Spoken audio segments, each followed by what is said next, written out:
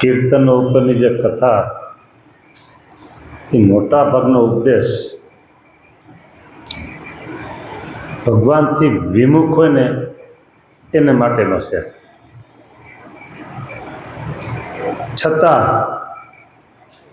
હરિભક્તોએ સમજવું હોય તો એમાં વાંધો નથી.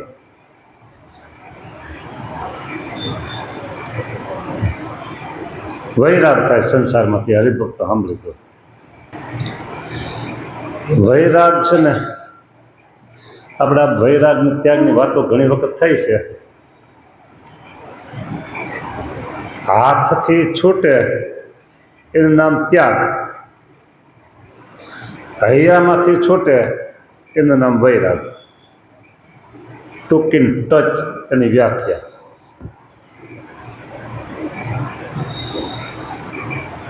તો વચનામૃત એક જગ્યાએ આવે છે કે ગ્રહસ્થએ આમ નિયમ પાડવાના, તો પછી કે ત્યાગીએ તો પાડવાના જ હોય ને. કાર્યાણીનું 10માં છે લગભગ. બરાબર. તો અહીંયા આ વૈરાગની વાત છે. એ વૈરાગ ત્યાગી માટે મોટા ભાગની તમારી લોકોની બધાની વ્યાખ્યા કેવી હોય કે આ ત્યાગ ને વૈરાગ બધું સાધુએ પાડવાનું હોય. એ તમારી ગલત સમજણ છે. હા, કેવી સમજણ છે? ગલત છે. હા,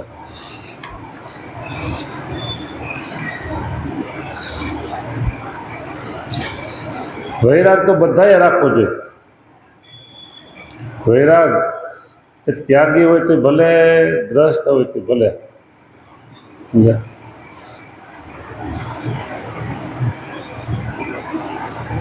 વચનામૃત ભૂલાઈ ગયું, 10માં નથી. કાર્યાણીના 10માં નથી. થઈ છે તો ગોતશું પછી.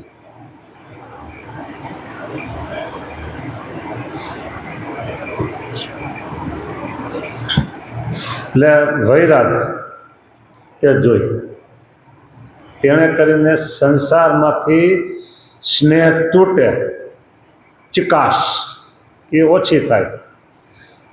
બરાબર. કીર્તનમાં લખ્યું છે કે પ્રેમ તણો પ્રવાહ વહે નેણામાં નટવર લાવ. પ્રેમનો પ્રવાહ એક જ છે. ભગવાનના ભક્તો હોય તો એનો પ્રભાવ ભગવાનમાં વહે છે, અને જગતના જીવ છે એનો પ્રવાહ જગતમાં વહે છે. પણ છતાંય ભગવાનના ભક્તોનો પ્રવાહ થોડો થોડો જગતમાં જાતો હોય અને આવા કીર્તનો સાંભળે, વૈરાગ થાય તો પાછો ભગવાનમાં વધી જાય. એટલે હમણાં તો આપણે દેવાનંદ સ્વામીના કીર્તનો જોતા હતા. આજે દયાનંદ સ્વામી, દેવાનંદ સ્વામી નહીં, દયા બોલે દેવા. સપનું સમજો રે આ સંસાર, દુઃખ દરિયો વિશાળજી, પૈડા પાછા નવ નિસરે, કોટી વાર ગળે કાળજી. સ્વપ્નું સમજો રે આ સંસાર ને. સંસાર એક સ્વપ્ન છે.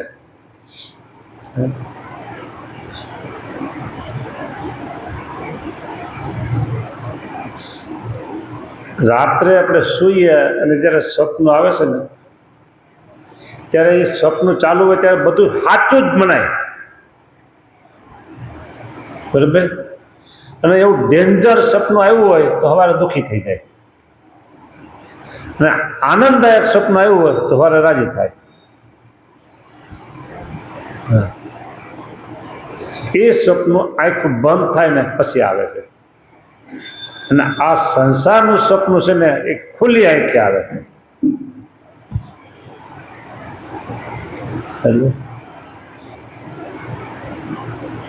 સ્વપ્નું છે એમ સત્પુરુષ અને શાસ્ત્રો કહે છે, છતાંય આપણને જીવમાં હા પડતી ન હોય.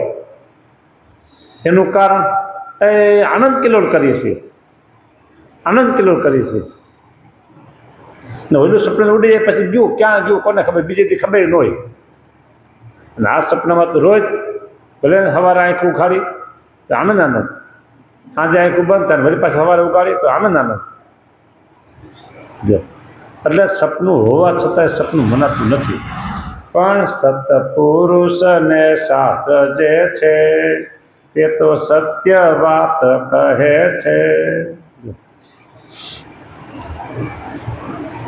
સપનું સમજો રે આ સંસારને,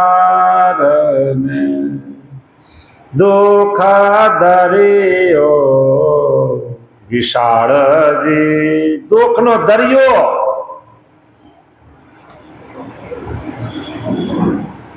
ભલે હું ગમે એટલે હાથ થોડા કરીને કહું, માઇકનું વોલ્યુમ વધારે કહું, પણ તો અંદર હા ન પડે હો,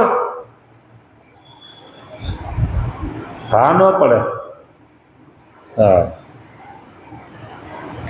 પડ્યા પાછા નવની સર, એક પડ્યો આ દરિયામાં, એ પછી નીકળે. કોટી વાર ગળે કાળ, કરોડ વખત કાળ ગળી જાય, વળી બહાર કાઢે, જન્મ થાય, વળી ગળી જાય, વળી જન્મ થાય, ગળી જાય.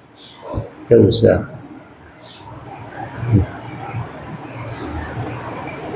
દયાનંદ સ્વામીને આવો અનુભવ થયો છે એટલે એ તરત કીર્તનમાં રજૂ કર્યું ને બધી. જો અહીંયામાં હા પડે તોય ભલે ને ન પડે તોય ભલે,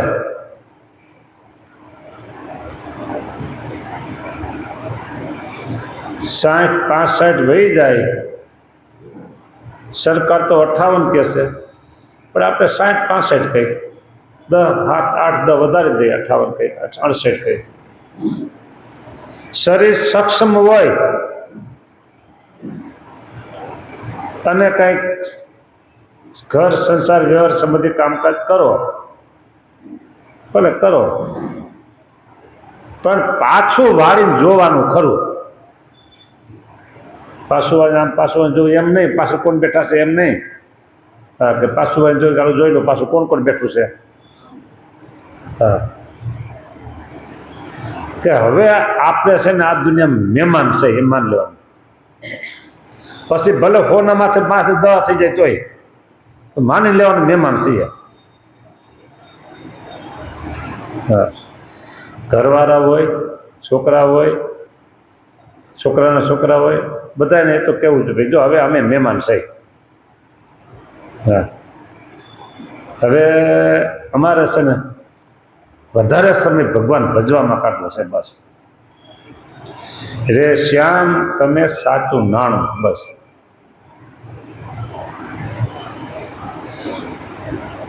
આ જે સોની લોકો હોય કે બિલ્ડરો હોય કે મોટા મોટા વેપારી હોય, એ રાજા રૂપિયા હોય એટલે એમ કંઈક આ સાવકાર છે પૈસા. એ સાવકાર ભલે જે આપણે એને ના પાડવી નથી, પણ એની સાવકારી ભેગી ન આવે. અને ભજન વધારે કરે એ સાવકારો. હા, સાવકાર. અને એ પાછી સાવકારી ભેગી આવે.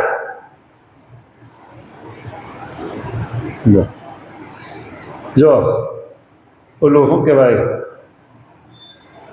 મહા મહિનો અને માગસર મહિનો વહી જાય એટલે શું કહેવાય ધનુર્માસ વહી જાય, બરાબર. પછી લગ્નની સિઝન ખીલે. કેટલો સમય લગ્નની સિઝન હાલતી હોય તમને ખબર, મને બહુ ખબર નથી, પણ એમ કે અત્યારે લગ્નની સિઝન છે એટલે બધા દુકાનવાળા નાવાળા બધા દુકાન રાજો સમય ખોલી રાખે અને ભાવ તરત વધારી દે. ખબર છે કે લગ્નની સિઝન લેવા આવવાના જ છે. હા, લગ્નની સિઝન આવે, કેરીની સિઝન આવે, બીજી જે હોય કે તમે કહી દીધો. અત્યારે ભજનની સિઝન આવી છે ને, ભજનની સિઝન, ચાતુર્માસ, પવિત્ર માસ. હા, આ 4 મહિના એવા છે ભજનની સિઝનના.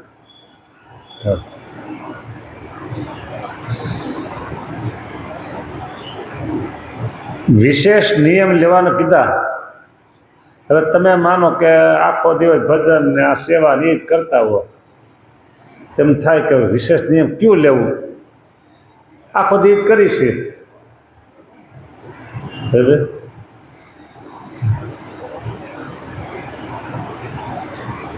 તો પછી એમાંથી સમય એમ કે ઓછું વધતું થતું હોય એ ઓછું વધતું નહીં થવા દેવાનું, આટલું ખાસ કરી જ લેવાનું બસ.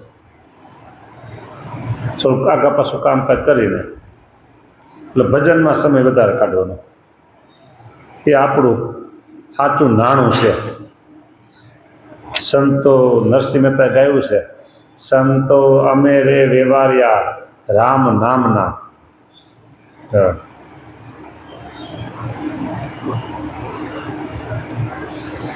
જાજા રૂપિયા હોય એટલે માણસો આમ આમ આમ ટટાર હાલતો હોય, ખબર પડી જાય કાન પાસે. એમ આપણે આમ છાતી કાઢીને હાલવું. અમે ધનવાન છીએ, કંગાલ નથી. આ બધું મનમાં બસ દેખાડું નથી. ભજનની તાકાત અને ભજન એ આપણું નાણું છે. આગળ જોઈ કીર્તનમાં આવે શું કહે છે દયાનંદ સ્વામી, માત તાત સુત જોવા તે સહુ સ્વાર્થીઓ સાથજી, કામ સાધી કોરે રહે એ દેવે જમડાને હાથજી. ગજબનું સામે કીધું. માત તાત સુત અને જોવતી એટલે માતા પિતા, પત્ની અને દીકરા બધા સ્વાર્થીઓ સંસાર છે. કામ સાધી અને કોરે રહ્યા, જેટલું કામ એને પાસે લેવાતું. હા, ગામડામાં ખેતી બળદથી કરતા, અત્યારે તો ટ્રેક્ટર આવી જશે, બળદથી ખેતી કરે. અને પછી એમ થાય કે બળદનું માપ શું ને કે આમાં બળદ છે ને 10 ધરનો છે, 15 ધરનો છે બરાબર. એમ એ બળદ થાકી જાય, એમ થાય કે હવે આને બહુ હકાલવા જેવો નથી, એટલે એનો નાથ ને મોયડો કાઢી નાખ્યો. હવે આ નકામો થઈ ગયો. હા, પછી ઓની હારે ખાવા મળે, જે કામે હાલતા હોય એની હારે ખાવા મળે. આને પેટ પૂરતું આપે, જીવ તો રે એટલે આપે. તે સંસારમાં શું છે?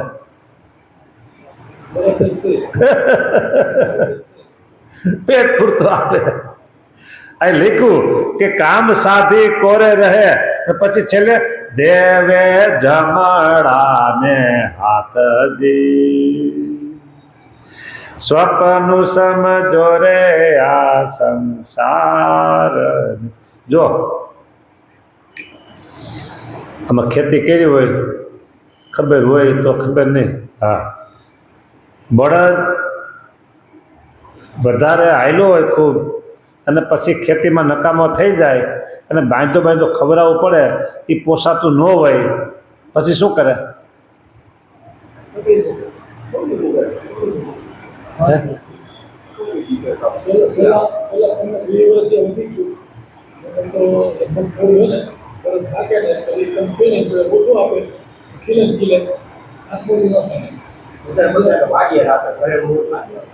એ ઓલા લોકો હોય ને એને વેચી જ દે. આ મેં સાંભળ્યું જોયું એ તમને કહું, બધાય નહીં, અમુક અમુક લોકો વેચી જ દે. કોને વેચે? હા, એટલે એ ક્યાં લઈ જાય? કતલમાં. જો ખબર તો જોઈ છે. હા, પછી કોઈ વાર કે લા ભાઈ તું આ એમાં મેં દેવાતો છે કે એ જે કરે આપણે તો દઈ દીધો કહેવાય, આપણે ક્યાં કહી શકીએ. એટલે આવા લોકો છે ને એ લઈ જાય અને પછી સીધા કતલખાને જવા દે. એ પાપ કહેવાય હો, બહુ મોટું પાપ કહેવાય, બહુ મોટું પાપ કહેવાય. હા, તમે 10 વર્ષ 15 વર્ષ 5 વર્ષ હાકીને કામ લઈ લીધું ને હવે બિચારો નકામો થઈ ગયો એટલે આમ ન કરાય.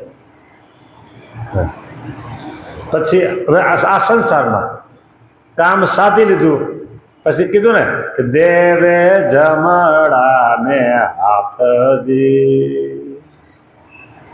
એ જમને આપી દે. લ્યો, ભજન તો કર્યું નથી, રાત ને દી સંસાર વ્યવહારનું કામ જ કર્યું છે, પછી ક્યાં જાય. હા,